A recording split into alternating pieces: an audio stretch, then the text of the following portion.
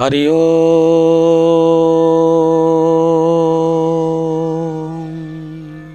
ओम नमो भगवते वासुदेवाय।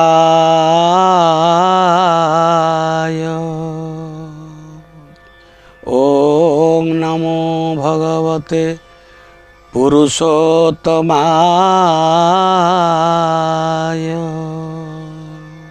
वागीसजस्य वदने लक्ष्मीर्जस्य सवक्षसि। जस्यास्ते हृदय संवित् तं नृसिंहमहं भजे।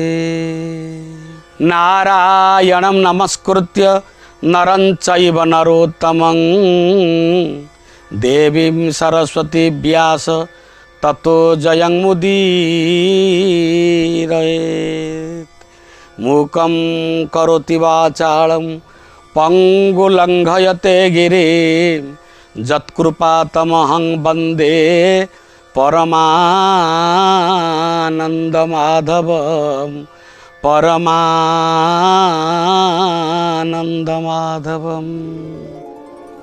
जय जगन्नाथ। अकृतकर्ता अमृतमंता अदृष्टद्रष्टा आनंदकंद सच्चिदानंद करुणा वरुणालय कोटि कैवल्यनाथ कोटि ओडियार मौड़मणि कालिया कला ठाकुर कोटि कैवल्यनाथ जगन्नाथंकर अभय पादपद्म तले कोटि कोटि प्रणाम। जी होचंती भागवतर प्रतिपद्य देवता। विदग्ध दर्शक बंधु श्रोता बंधु एक धृष्टता अर्जन करिया को जाऊँगी। आकाशर तारा को किए गणी पारे ना, समुद्र बाली की किए गोटी गोटी करी मापी पारे ना, विशाल विस्तृत व्यापक समुद्र के लंघन कर पारे ना। श्रीमद् भागवत महापुराण ताको आलोचना करवा अर्थ धृष्टता छड़ा कौन हो पारे? धृष्टता। तथापि करुणा वरुणालय कोटि कैवल्यनाथ जगन्नाथ जो जगन्नाथ को जगन्नाथ दास कहले क्यों कारण जगन्नाथ देवकी उदरु संभूत जगन्नाथ कृष्ण ये जगन्नाथ हो जगन्नाथ दास भाषा रे तांकरी कृपा और करुणा को भरोसा करी मु उपस्थापन करुच्ची श्रीमद् भागवत महापुराणर उपक्रमणिका। ये हूँ रस, ये रसर ना हूँ भागवत श्रीमद् भागवत महापुराण। ये श्रीमद् भागवत गोटे रस, या पान कर, या पान कर, या पान कर कले कौन हम या कले तमे जीवन जोड़े दुख कौन दुईटी सत्य मात्र आमको जन्म हूँ सत्य मृत्यु हूँ सत्य। जन्म होइच या सत्य, जे जन्म हम से मरिब, जे मरिब से पुणी जन्म हम। जन्म मृत्यु ए दुईटाक लगी तेणु मृत्यु रूपक महाभय तुमको ग्रास कर मृत्यु ग्रास करिया पूर्वरु जदि अमृत रस पान करथब ताले तुम अमर हो अमर हो अमर हो। तेणु मृत्यु को कबलित करने पाई, मृत्यु को पार हवा पाई, मृत्यु पर विजय लाभ करने पाई कौन अच्छी अस्त्र कहतु? शास्त्र अच्छी श्रीमद् भागवत महापुराण एकमात्र ग्रंथ। विदग्ध दर्शक बंधु श्रोता बंधु रसाल रसिक बंधु केवल यही ग्रंथ रे आपण पाइबे भागवत मुक्ति सुद्धा बांटुची। मृत्यु को जय करिवार एकमात्र ग्रंथ श्रीमद् भागवत महापुराण। व्यास लिखित होई दे गले कौ सकाशे आरंभ होईची, आरंभ होबार कारण कौन? पागल होइकरी जणे राजा कहूची मु केमिति 7 दिन भितर मुक्ति पाइबी। मृत्यु गोड़ौची, मु आगे आगे धाऊँची, मृत्यु मो पछे पछे धाऊँची। कहूँ मात्र आउ 7 दिन अच्छी प्रयाण तोर घट प्राण प्रयाण तोर घटव कफ बात पीत आकंठ कले मते मत उद्धार कर मार्ग कौन मार्ग कौन मार्ग कौन बसिले सुखदेव कहले ठाएरो बस बापा। सुनिला वाला वयस्क कहला वाला कम बयस छोटिया पिला आरंभ कले ब्रह्मवाणी 7 दिन भितर तो तक्षक दंशन कर ना हाँ ना कौन है तुम चिरंजीवी हो तुम अमर हो तुमको केही मारी पारिबे नहीं। तुम अमृतस्य पुत्र, तुम अमृतर संतान, तुमको केही मारी पारिबे ना। कारण ना दुनिया परा 7 दिन समाहार, दुनिया 7 दिन समाहार। माँ बापा माने सोमवार ठारू पुणी आसवे रविवार पर्यंत केतरा दिन? 7 दिन। 7 दिन अतिक्रम कले तू मरबू, तो तेणु मरबुन बापा, अमर हो। शुण कथा आरंभ कले भागवत कथा। तले भागवत कथा चली नैमिषारण्य रे, गंगा कूल रे। जो नैमिषारण्य कौन आपण मान शुणिए परवर्ती अध्याय रे। 88,000 ऋषि विराजमान करियछंती। परीक्षित महाराज मृत्युरु उद्धार पाया शुणुचंती भागवत कथा। स्वर्गपुर रे हला पड़ी गला, मृत्युरु बंची गले एमाने उद्धार पाइजिबे। एमाने उद्धार पाइजिबे जदि समस्त स्वर्गपुर पळि आसिबे। इंद्र उपर तळक पळि आसिले। अमृत कुंभ धरिचंती इंद्र, आसी थोईदेले परीक्षित आगरे। छद्मवेशी इंद्र थोईदेले, कहले आकु पी दियो। कौन हम ना कौ सकाशे शुणुच भागवत कथा? ना मृत्यु रूपक बंधन रु मुक्ति लाभ करने, ना तुम मृत्यु को जय करने चाहूच तो, अमर हाँपाई चाहूच तो या पी दियो। मु स्वर्गपुर आनी, ये स्वर्गपुर जीवन रस, ये स्वर्गपुर जीवन रस अमृत आनी कुंभरे, या पी दियो, अमर हो। आपण परिचय ना मु इंद्र, आपण या आणिले जे ना मु अमृतर रक्षक, स्वर्गर राजा, छद्मवेश आसी तुमको स्वर्गपुर नहीं जीवी, अमर करदेवी। आउ या शुणी किसी लाभ ना, मो सांगे चल ना र। तमें मो पाखे अमृत आनी थोया पूर्व तुम यथेष्ट पूर्व मत अमृत मिल जाइए। मो गुरुदेव मत अमृत देइचंती। मो गुरु को मु पचारे, कथा कहवा लोक गुरु पदवाच्य। तेणु गुरु उपयुक्त गुरु हवापाई जो जो जो जो साधन तपस्या दरकार, गुरु पारे निहाती रहा दरकार। न थाइकरी गुरु हम समाज अपदस्थ हम होउचंती। पचारे गुरु को श्रील सुखदेव पाद चाहिए कौन है परीक्षित ना प्रभु अमृत आसी ना, कौ अमृत ना स्वर्गर अमृत आनी ना, किए आनी ना इंद्र आनी ना, कौन तुम्हें कहूच ना आपण कहते अमृत मत दौरान सी आनी अमृत। मो पाखे 2टी अमृत अच्छी, मु कौ अमृत पान करी, मो गुरुदेव जहाँ कह मुझे पान करी ना, मुझे कहीदे तो विवेक जहाँ कह। तू सत्संग करुचु ना, सत्संग करने द्वारा लोकर विवेक आसी थाए। बिनु सत्संग विवेक न होई। तेणु विवेक तोर आसी जाइथबो, मु कहीदे उपकारिता। इंद्रर अमृत तमे केमिति नब, भितर को नब ना पाटी बाटे, ना मनुष्यर पाटी केतेटा ना गोटे ना रख। अच्छा मु जो अमृत कथा अमृत कहूची, ये अमृत तुम कौ बाटे भितर को जाऊँगी ना कान बाटे, ना कान केतेटा ना 2टा, ना से गोटे बाटे पशिबो, मोर 2 बाटे पशिबो भितरे। से पावरफुल ना एटा पावरफुल? परीक्षित कहले आपण कहटा पावरफुल ना। द्वितीय कारण है इंद्रंकर अमृत लंग लाइफ दब, दीर्घ जीवन दब। मोर अमृत दीर्घ जीवन दबनी, डिवाइन लाइफ दब, दिव्य जीवन दब। आरे दीर्घ जीवन पाइथबो, दीर्घ जीवन कौन कईच पाइनी, दीर्घ जीवन कौन साप पाऊनी, दीर्घ जीवन कौन हाथी पाऊनी, बैकुंठ को केते जन जाउचंती। तेणु डिवाइननेस तो भीतर रहा दरकार, डिवाइन पावर तो भीतर रहा दरकार। परीक्षित कहले इंद्र तम अमृत निय, यही कथामृत तब कथामृतम तप्त जीवनम कवि भिरीडितम कलम सापहम श्रवण मंगलम श्रीमदातम भूपि गृणंती जे भूरी दा जना। से भागवत जे दिव्य जीवन दब से मोर दरकार, से मोर दरकार, से मोर दरकार। ये हूँ श्रीमद भागवत महापुराण। श्रोता बंधु, दर्शक बंधु, शुणिया समर्थ, मु कहया असमर्थ। समय द्वार मोरे कलिंग बेल मारिलानी। आगामी अध्याय को अपेक्षा करिबा। भागवत रसाल विशाल सागर भितरे आमे अवगाहन करिबा। आगामी अध्याय को अपेक्षा करिया पई आपन को सनिर्बद्ध स्वागत करी भागवतर कथा को कृष्णार्पण मस्तु कही पूर्णाहुति दउची। जय जगन्नाथ। राम राम हरे हरे, श्री कृष्ण कृष्ण हरे हरे, राधे श्याम सीताराम, राधे राधे श्याम राधे। ओम नमः शिवाय, ओम भगवते वासुदेव नमः। ये गायत्री मंत्र, ये मोक्ष मार्ग के मंत्र नहीं है, ये व्यर्थ है, यूजलेस है। गीता जी अध्याय नंबर 16 के श्लोक नंबर 23 और 24 में स्पष्ट किया कि जो शास्त्र विधि को त्याग कर मनमानी आचरण करते हैं, मनमानी पूजाएं जाप करते हैं, उनको न तो सुख होगा, ना कोई गति होगी, ना उनकी कोई उनको सिद्धि प्राप्त होगी। अर्थात यूजलेस, इसलिए 16वें अध्याय के फिर 24वें श्लोक में स्पष्ट किया गीता जी में, इससे तेरे लिए अर्जुन कर्तव्य और अकर्तव्य की अवस्था में कौन सी साधना करनी चाहिए और कौन सी त्याग देनी चाहिए, सदग्रंथों को आधार मानना, किसी के लोक वेद पर आधारित मत होना। तो श्रीमद् भगवद गीता हमारा आधार है भक्ति का, पवित्र वेद हमारा आधार है भक्ति का, साधना का। लेकिन पुराण हमारे सहयोगी हैं अध्यात्म ज्ञान को समझने के लिए। और जो पुराणों के अंदर वेदों और गीता वाला भक्ति विधि है वो तो वेदों और गीता का ही है, वो तो हम उन्हीं से ग्रहण करेंगे। बाकी अन्य उसके अंदर उस ऋषि वक्ता, पुराण के वक्ता का अपने घर का ज्ञान है जो वेदों और गीता से नहीं मिलता, वो हमने स्वीकार नहीं करना। अब गीता ज्ञानदाता कहता मेरा एक ओम अक्षर है, नथिंग एल्स, और कोई जाप ही नहीं है।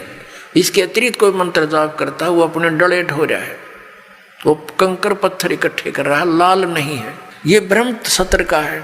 और इससे जो इसकी साधना करता हुआ अंत समय में शरीर छोड़कर जाता है तो परम गति को प्राप्त होता है। वो परम गति कौन सी है? ब्रह्मलोक। और गीता जी अध्याय नंबर 8 के श्लोक 16 में कहा कि ब्रह्मलोक पर्यंत वहां तक गए हुए सभी पुनरावृत्ति के अंदर है। अब 17वें अध्याय के गीता जी के 23वें श्लोक में कहा है कि उस सच्चिदानंद घन ब्रह्म के पाने का 3 मंत्र का जाप का निर्देश है, नथिंग एल्स। निर्देश माने नथिंग और कुछ नहीं, सिंपल ओनली डायरेक्शन। ये है, देखिएगा 17वें अध्याय का और 23वां श्लोक श्रीमद् भगवद गीता, और ये 17वां अध्याय 17वें का 23वां श्लोक है। ओम तत्सत इति निर्देश है ब्रह्मण है त्रिविध है समर्थ है ब्राह्मणा तेन वेदा च यज्ञा विहिता पुरा। ओम ओम तत् तत् सत सत, ऐसे यह 3 प्रकार का सच्चिदानंद घन ब्रह्म, उस परम अक्षर ब्रह्म का मंत्र कहा है। अब सच्चिदानंद घन ब्रह्म परम अक्षर ब्रह्म का मंत्र ओम तत् सत, उसको पाने का। ओम तो पुण्यात्मा सीधा है ब्रह्म अक्षर पुरुष का, और जो तत् है वो अक्षर पुरुष का, और सत है ये परम अक्षर ब्रह्म का। ये भी कोड वर्ड है, सांकेतिक शब्द है। ओम और तत् जो सांकेतिक शब्द है वो दोनों मिलकर ये सतनाम बनता है 2 अक्षर का। और जिसका भी आज तक मोक्ष हुआ उन महापुरुषों ने इस सतनाम का जाप किया है। और जो सत है वो सारनाम की तरफ संकेत है, वो भी कोई अन्य मंत्र है, वो सांकेतिक कोड वर्ड दास के पास है, इस पृथ्वी विश्व में किसी के पास नहीं। पुण्यात्मा एक परमात्मा को छोड़कर, पूर्ण ब्रह्म को छोड़कर अन्य किसी भी देवी देवता की या किसी हम प्रभु की ब्रह्म की साधना करते हैं वो मोक्षदायक नहीं है, वो आपको जन्म मृत्यु के इस दीर्घ रोग से नहीं छुड़वा सकती। और जो हमारे प्रारब्ध के जो पाप कर्म हैं उनको भी पूर्ण परमात्मा ही नाश कर सकता है। नहीं तो आप जी के पास इतिहास है हमारे भगवानों का जिनको हम परमात्मा माना करते थे, जैसे श्री विष्णु जी, उनके अवतार श्री रामचंद्र जी, श्री कृष्ण जी। सत्संग में आपको बताया था कि वो भी अपने प्रारब्ध के कर्मों को समाप्त नहीं कर सके, उनको भोग कर ही समाप्त किया। भगवान श्री रामचंद्र जी पर जाता था कि ये सर्वेश्वर हैं, महेश्वर हैं, सर्वशक्तिमान हैं, सब दुखों का निवारण कर देते हैं। यानी विष्णु भगवान कहो, चाहे श्री रामचंद्र जी कहो या श्री कृष्ण जी कहो। तो हम ये सोचा करते थे कि ये भगवान हमारे दुखों का निवारण करते हैं, ये समर्थ शक्ति है। अब हमने राम की परिभाषा समझनी पड़ेगी, प्रभु की परिभाषा समझनी पड़ेगी, और हमने उन राम में से सिलेक्ट करना पड़ेगा कौन से राम की शरण में जाना है।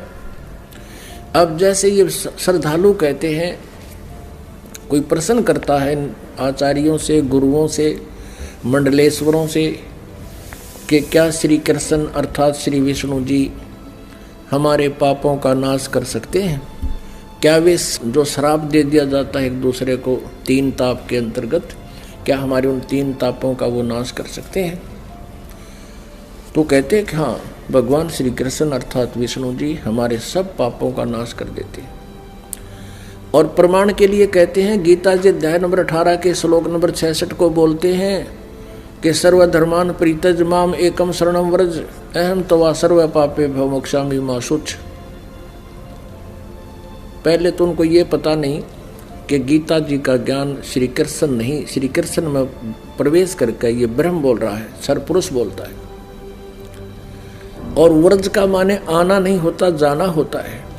अब गीता ज्ञान दाता सरपुरुष है, ये ब्रह्म है, और ये परम अक्षर ब्रह्म की शरण में जाने को कहता एकम। एकम माने जिसके बराबर दूसरा ना हो, अद्वितीय। उसकी शरण में जा, उसकी शरण में जाने से फिर तू मेरे सतर की जो पूजाएं हैं मुझे छोड़ दे, ये ब्रह्म कहता है। फिर मैं तुझे यहाँ कुत्ते गधे सूअर यानी कष्ट नहीं दूंगा, मैं अपना कर्जा चुका लूंगा। तो यहाँ पुण्यात्मा विचार करने की बात है कि श्री कृष्ण जी और श्री रामचंद्र जी और श्री विष्णु जी अपने श्राप को, अपने पाप को, कर्म दंड को नहीं समाप्त कर सके, नाश नहीं कर सके। उपासकों का कैसे कर देंगे वह? जैसे श्री विष्णु जी को श्राप दिया था नारद जी ने, और ये श्राप दिया था कि नारद जी के मन में विवाह कराने की प्रेरणा होगी, और उसने देखा कि राजा की लड़की का स्वयंवर था, और उसमें लड़कियां अपनी मर्जी का पति अपनी इच्छा से सिलेक्ट करती थी, और राजा लोग बैठ जाते थे वहाँ सामने आके। नारद जी ने विवाह कराने की सोची, और फिर सोचा भी मेरा विवाह कौन करेगा, मैंने तो कचकोला कढ़ा रखा है, इतनी मोटी चोटी सिर पे, और शकल भी ठीक को ना। तो उसने सोचा कि भगवान विष्णु से उनका स्वरूप ले लेता हूँ। एकांत में जाकर टेलीफोन किया, याद किया, श्री विष्णु जी प्रकट हो गए। नारद जी ने कहा भगवान मैंने विवाह करवाना है और आप मना मत करियो, आज पहली बार आपसे कोई वस्तु मांग रहा हूँ, मुझे आप हरि रूप चाहिए, मुझे हरि रूप चाहिए, अर्थात आपका सुंदर स्वरूप मुझे दे दे। श्री विष्णु जी ने कह दिया तथास्तु। अब उसका बंदर का मुंह लग गया, बंदर का। हरि माने बंदर भी होता है। अब उसने सोचा नारद जी ने कि आज तेरे सुंदर कोई नहीं सभा में, और जाकर बैठ गया कुर्सी पर जच के। अब वह लड़की आई वरमाला लेकर, सामने देखा बालू बैठा। अब वह एक कदम पीछे से होकर आगे चली गई। नारद जी ने सोचा शायद लड़की की दृष्टि नहीं पड़ी मेरे ऊपर। वहाँ से उठकर एक और खाली चेयर थी दूसरे लोग, वहाँ जा बैठा। जो वहाँ से भी लड़की आगे निकल गई, नारद जी कहने लगा भाई यह अंधी है क्या? और दूसरे तो बोला, साथी ने उसको यो दिखा दिया दर्पण, अगर देख अपनी शक्ल तो देख ले, हमने डर लगे तेरे थे। तब उसने देखा जब दर्पण यानी अपनी शक्ल देखी, उसने बिना गिनती की गाली दे दी विष्णु भगवान को, नारद जी ने। और उसी समय विष्णु जी आगे और विष्णु जी के गले में वरमाला उस लड़की ने डाल दी। तब नारद जी ने विष्णु जी से कहा कि तू सचमुच धोखेबाज है, जैसे आज मैं एक औरत के वियोग में रो रहा हूँ, एक जीवन तू सारा अपनी पत्नी के वियोग में रोएगा, तुम्हारा कभी मिलन नहीं हो पाओगा। उसी श्रापवश श्री विष्णु जी श्री रामचंद्र रूप में अयोध्या के राजा दशरथ के घर जन्मे। युवा होते ही विवाह हुआ सीता जी के साथ, विवाह होते ही वनवास हुआ। वनवास में तुरंत ही कुछ ही वर्षों के बाद सीता जी का अपहरण हुआ और रावण के साथ युद्ध हुआ। युद्ध के बाद घर ले आए सीता जी को, और एक धोबी के व्यंग से सीता जी को घर से निकाल दिया। आजीवन श्री राम और सीता जी का मिलन नहीं हुआ। पुण्यात्मा, भले ही श्री रामचंद्र जी अयोध्या का राज करते थे, लेकिन जिस व्यक्ति का परिवार कहीं हो, उसकी पत्नी कहीं, बच्चे कहीं और वो कहीं, वो सपने में भी सुखी नहीं हो सकता। और अंत समय में जब उसने पता चला कि मेरे पुत्र लव और कुश यहाँ पर हैं, उन्होंने भी उससे नफरत होगी और उनसे बात करना पसंद नहीं किया। और सीता जी भी पृथ्वी के अंदर समा गई, उसके दर्शन तक नहीं किए। पुण्यात्माओं, वैसे तो हम देखो ये भगवान माना करते थे, हमारी आंखें बिल्कुल बंद हो चुकी थी ज्ञान वाली। सीता जी को जब युद्ध के बाद घर लाना चाहा था श्री रामचंद्र जी ने, तो ये कहा था कि मैं परीक्षा लेकर घर चलूँगा, यदि तू परीक्षा में सफल होगी तो मैं मानूंगा तू निष्कलंक है, रावण से तेरा कोई संबंध शारीरिक नहीं हुआ, और यदि तू परीक्षा में सफल हुई तो खत्म हो जाएगी। क्या परीक्षा ली थी श्री रामचंद्र जी ने कि अग्नि में बैठा दी थी सीता जी को, आग लगा दी थी चिता बना के, और ये सोच लिया था कि यदि ये कलंकित होगी तो जल मरेगी टंटा कट्टे, और सही होगी निष्कलंक होगी तो जीवित रह जाएगी। तो सीता जी जली नहीं थी, परीक्षा में सफल हुई थी। उसके बाद फिर आकर के एक धोबी ने कह दिया, अपनी पत्नी ने कुटा था, वह कहता 2 दिन उस तक दुखी होकर अपने चली गई होगी मित्र प्यारी अपनी सहेली के यहाँ, और जब वो वापस आई तो उसने रात ने कुटा था और ये कह रहा था कि मैं ये दशरथ का बेटा रामचंद्र नहीं हूँ जो 12 वर्ष रावण के पास रही और फिर उसको अपने घर पे रखे बैठा है। उस समय राजा लोग एक विशेष न्यायकारी होते थे, भेष बदल कर अपनी नगरी में घुमा करते थे, कोई व्यक्ति दुखी तो नहीं है। तो रामचंद्र जी ने कान ला कर सुना तेरा जिक्र कैसे हो रहा है। उसने 2-3 बार दोहराई ये बात, इस बात पर कि मैं निंदा का पात्र बन गया हूँ सीता को घर ला के। अगले दिन सीता को निकाल दिया कि मैं दुनिया की व्यंग नहीं सुन सकता, और जाइए आप, मैं नहीं रख सकता आपको, आप रावण के पास रही हो।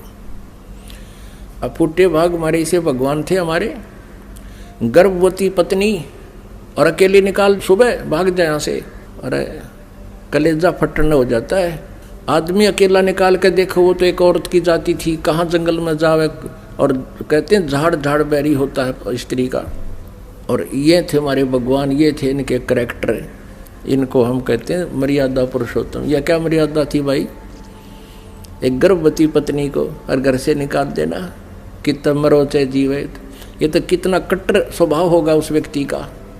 अब कहने का भाव ये है पुण्यात्माओं, श्री रामचंद्र जी को जब पता चला, उसने अश्वमेघ यज्ञ करी थी, घोड़ा छोड़ दिया, लव कुश ने पकड़ दिया, रामचंद्र जी के छक्के छुड़ा दिए। सीता को पता चला तो दर्शन भी नहीं करे उसे, किसे के दर्शन करूं समागी धरती में। और श्री रामचंद्र जी ने आकर के वापस इसी दुख में सरयू नदी में जल समाधि ले ली, सरयू नदी में शरीर छोड़ दिया। उसके बाद फिर श्री कृष्ण रूप में जन्म हुआ, और रावण के साथ युद्ध के दौरान श्री रामचंद्र जी ने सुग्रीव के भाई बाली को मारा था एक वृक्ष की ओट लेकर, यानी धोखे से। तो उसका भी बदला देना पड़ा श्री कृष्ण जी के रूप में। वही विष्णु वाली आत्मा श्री कृष्ण जी हुई, और बाली वाली आत्मा यानी राम वाली आत्मा श्री कृष्ण रूप में द्वापर में जन्मे, और बाली वाली आत्मा एक शिकारी बना और उसने एक विषाक्त तीर बनवा लिया और श्री कृष्ण जी के पैर में तलवे में तीर मार दिया विषाक्त, जिसके कारण उसकी मृत्यु हुई श्री कृष्ण जी की। श्री कृष्ण जी ने जब पूछा उससे, उस पारधी से, शिकारी से, शिकारी ने भगवान से कहा कि हे राजन, मेरे से गलती धोखे से आपके पैर में तीर लग गया।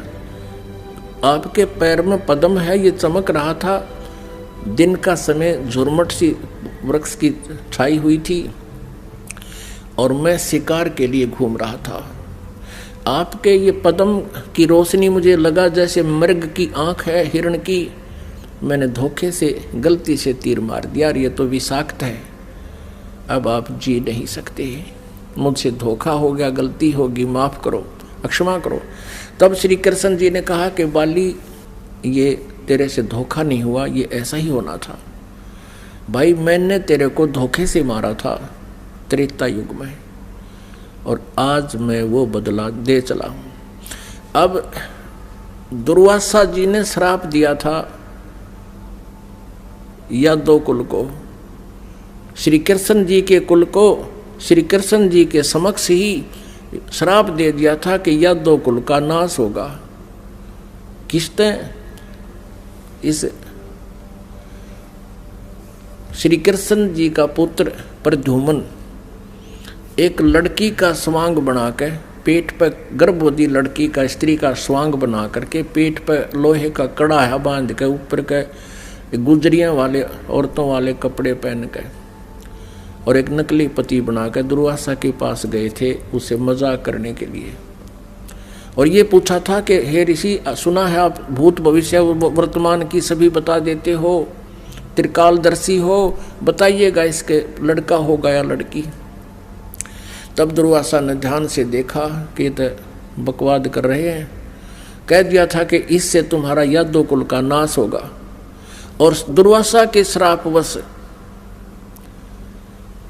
56 करोड़ यादव आपस में लड़कर मर गए और श्री कृष्ण जी भी उसी कढ़ाई के तीर से मरा जो उस शिकारी ने बना रखा था लोहे से।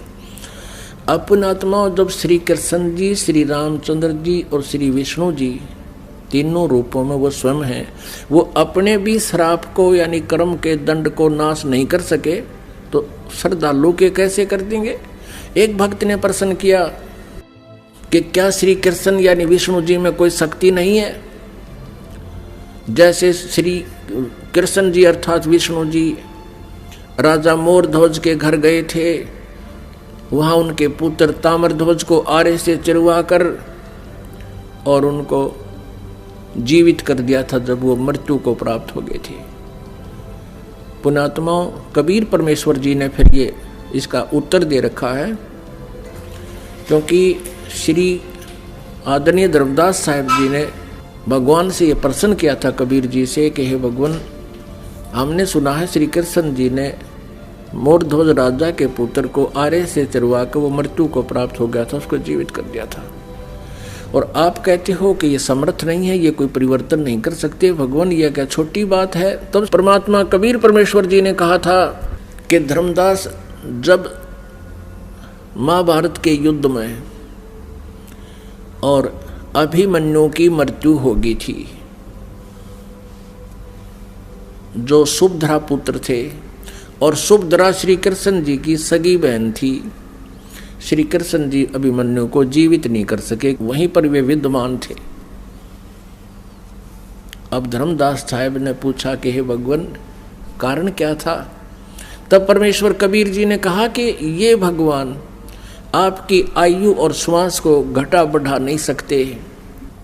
अभिमन्यु की आयु इतनी थी, उसके प्रारंभ में ये परिवर्तन नहीं कर सकते। सुभद्रा रोए थी, भगवान श्री कृष्ण रोए थे अपनी बहन के दुख में, पांचों पांडव रोए थे और उनका कुल नाश हुआ था। तो वहां थी समर्थता दिखाने का समय, वहां था, उसको जीवित कर देते। और वहां क्यों जीवित कर दिया ताम्रध्वज को? क्योंकि उसकी आयु शेष थी, उसके श्वास शेष थे। इतनी क्षमता इनमें है कि इन टूटे फूटे शरीर को ये ठीक कर सकते हैं, लेकिन श्वास नहीं बढ़ा सकते, कर्म दंड को ये समाप्त नहीं कर सकते। तो परमात्मा ने कहा, तुम कौन राम का जपते जापम, तात कट न ये तीनों तापम। तुम किस राम का भजन करते हो जिस कारण से आपकी साधना से, आपके द्वारा बताए गए इस मंत्रों से आपके अनुयायियों को लाभ नहीं हो रहा। आप उन भगवानों की भक्ति कर रहे हो जो आपकी किस्मत में लिखे हुए उन पापों का वो नाश नहीं कर सकते। और वेद बताते हैं परमात्मा घोर पाप भी नाश कर दे। तो इससे सिद्ध है आपको वो परमात्मा मिला नहीं है जिसकी तरफ वेद संकेत करते हैं। इति सिद्ध। वो परमात्मा कौन है? यजुर्वेद अध्याय नंबर 5 के और श्लोक नंबर 32 में कहा है, उसी कसी माने वो पूर्ण शांतिदायक है। गीता अध्याय नंबर 18 के श्लोक नंबर 62 में गीता ज्ञानदाता कहता है कि अर्जुन तू सर्वभाव से उस परमेश्वर की शरण में जा, उसकी कृपा से तू परम शांति को और सनातन परम धाम को यानी शाश्वत स्थान को, अविनाशी स्थान को, सत्यलोक को प्राप्त होगा,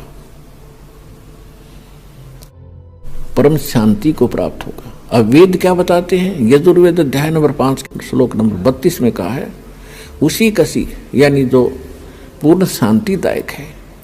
कबीरसी, वो कबीर है, वो कबीर परमात्मा है। वेदों में उसको कबीर देव कहते हैं, हम उसको कबीर साहब कहते हैं, और कुरान शरीफ में उसको अल्लाहू अकबर कहा है। देखिएगा, श्रीमद् देवी भागवत गीता प्रेस गोरखपुर से प्रकाशित है, और इसके कौन है संपादक? हनुमान प्रसाद पोदार चिमनलाल गोस्वामी, और ये गीता प्रेस गोरखपुर से प्रकाशित है, मुद्रित भी वहीं से है। गीता प्रेस प्रकाशक एवं मुद्रक हैं गीता प्रेस गोरखपुर, गोविंद भवन कार्यालय, कोलकाता का संस्थान। इसके 123 पृष्ठ को ही पढ़ेंगे, इसमें बहुत से संशय दूर हो जाएंगे।